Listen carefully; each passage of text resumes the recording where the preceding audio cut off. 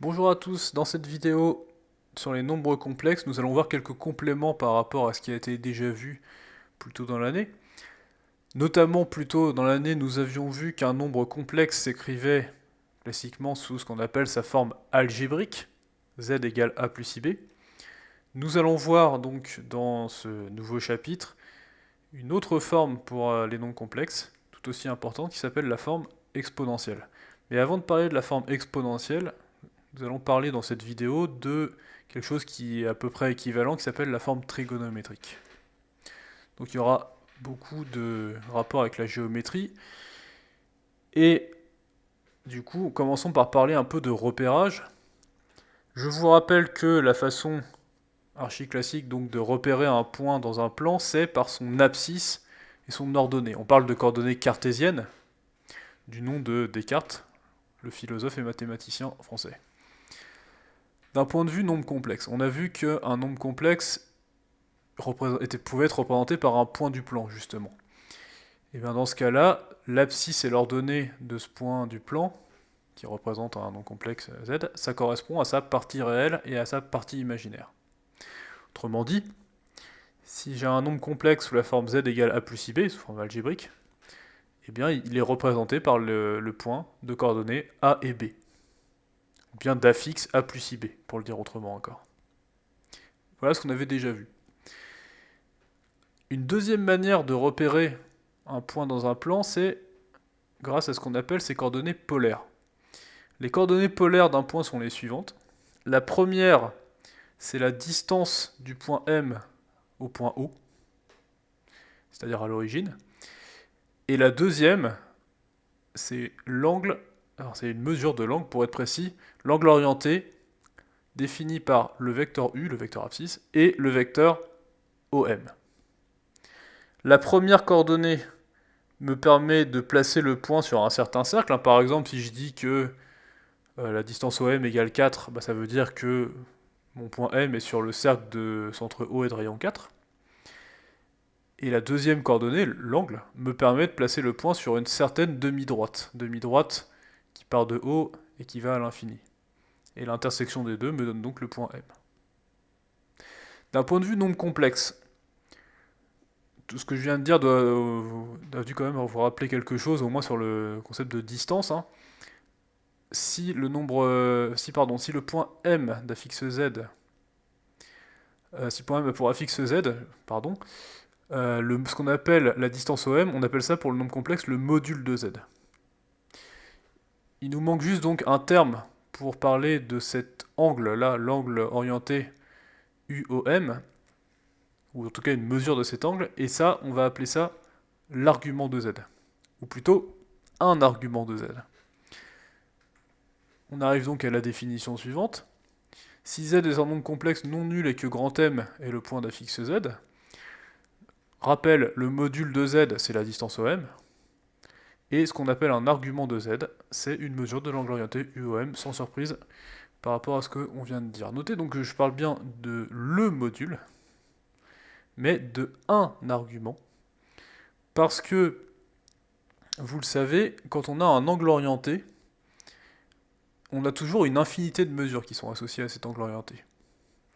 Prenons par exemple l'angle orienté formé par les vecteurs U et V. Donc U en premier, V en deuxième. C'est un angle donc, qui fait plus 90 degrés, c'est-à-dire plus pi sur 2 en radian. Si je pars de U et que je vais vers V comme ça directement. Mais je peux aussi décider de compter, de mesurer cet angle en disant je fais un tour, je pars de U, je fais un tour entier, et maintenant je vais vers V.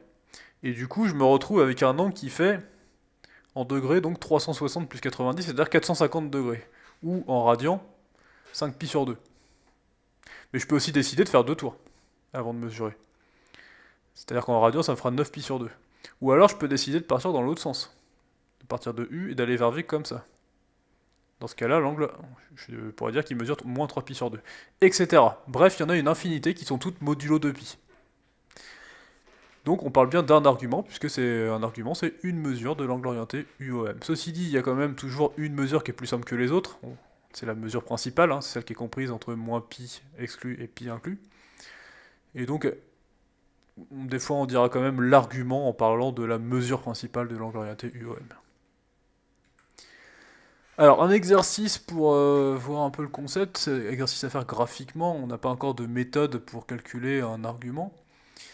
Voici trois nombres complexes, a égale 2, b égale 3i et c égale moins 4i, et j'ai représenté ces nombres complexes par des points dans un repère du plan. Donc grand A le point d'affixe petit a, grand B le point d'affixe petit b, grand C le point d'affixe petit c. En procédant graphiquement, déterminer le module et un argument de chacun de ces nombres. Je vous laisse faire pause. Et voici la correction pour petit a. Le module de a, donc c'est la distance OA. Alors je n'ai pas représenté ici les points O, le point O et les vecteurs U et V, il faut les imaginer du coup.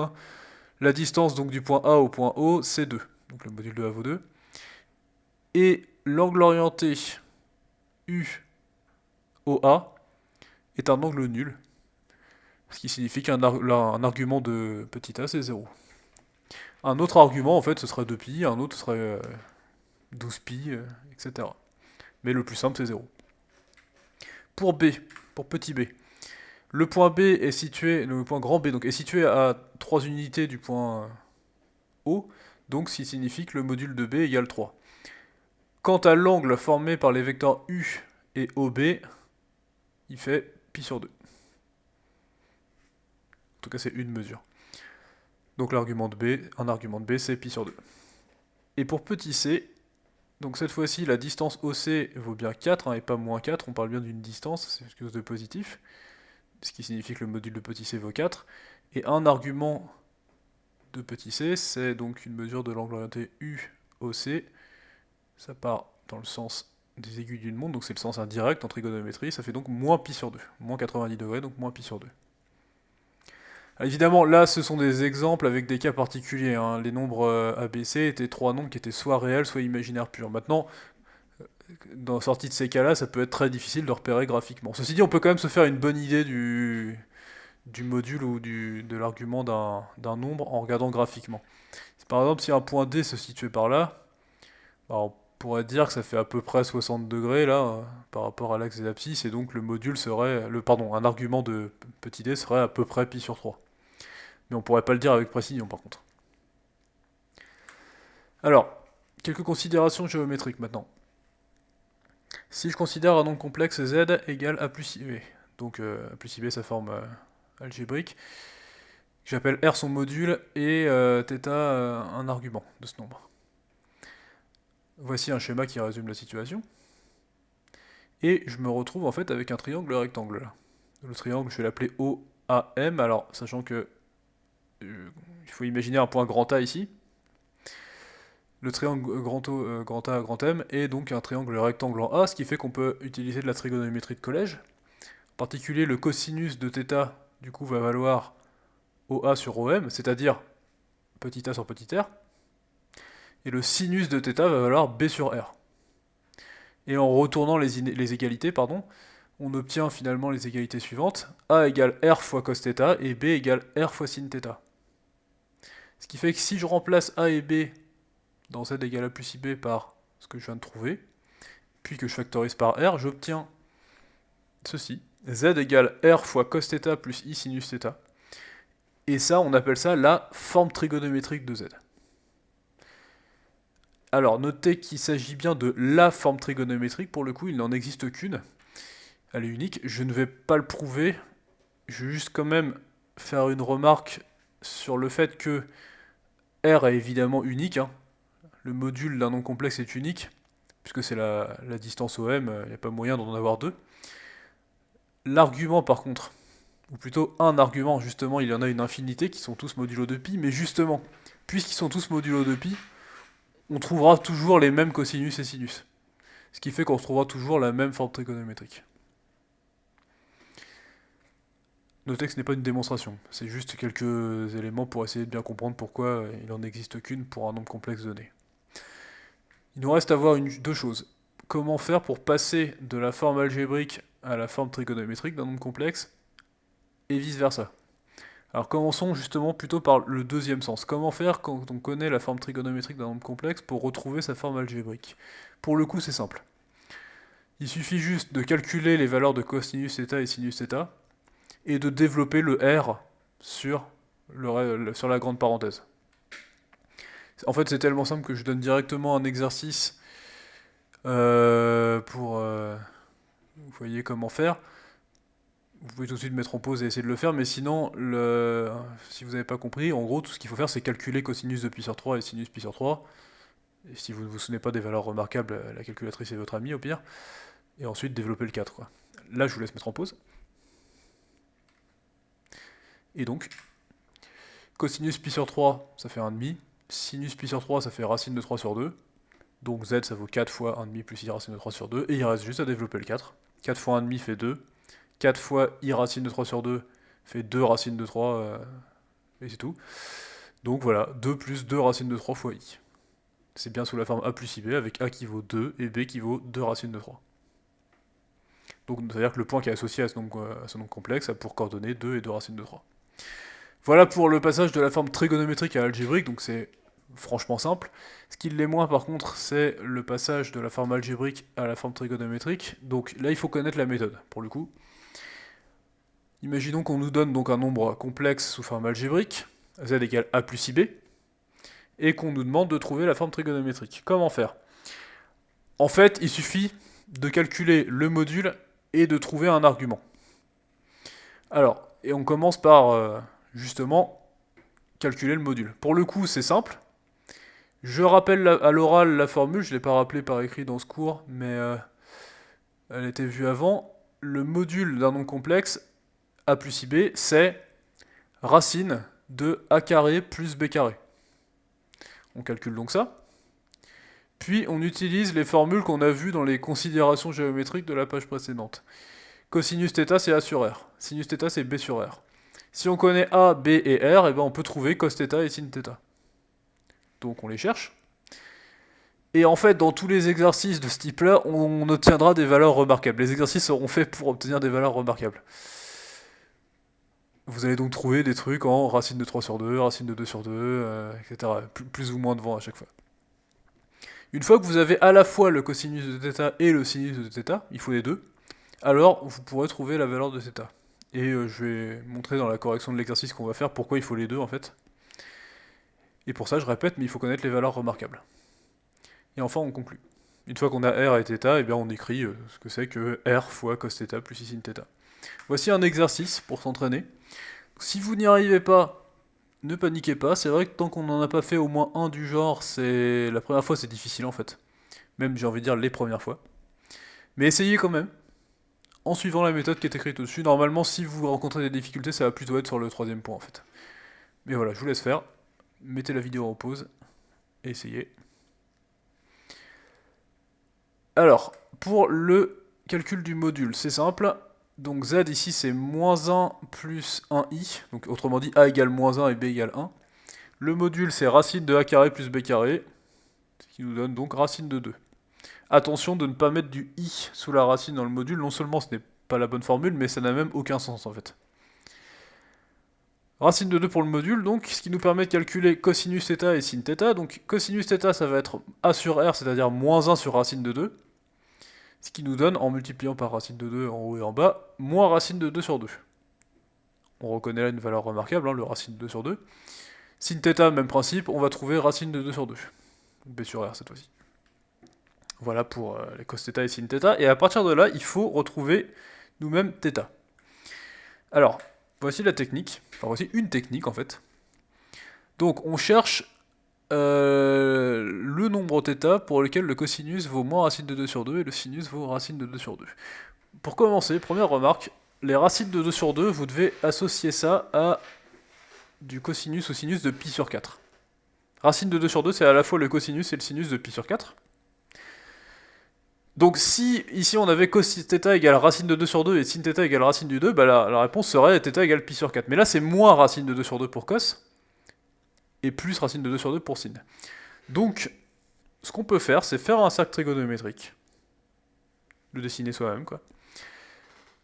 Regardez donc quels sont les points sur le cercle trigonométrique qui ont pour abscisse moins racine de 2 sur 2. Et on sait que ça va être un résultat en pi sur 4 en fait. Parce que Parce que moins racine de 2 sur 2, ça va être le symétrique de racine de 2 sur 2, à droite là. Et cosinus de racine de 2 sur 2, on sait que c'est pi sur 4. Ou moins pi sur 4 du coup. Donc bref, il faut que le cosinus, c'est-à-dire l'abscisse du point qu'on cherche, soit de moins racine de 2 sur 2, en bleu là, et le sinus, donc l'ordonnée du point qu'on cherche, soit de racine de 2 sur 2.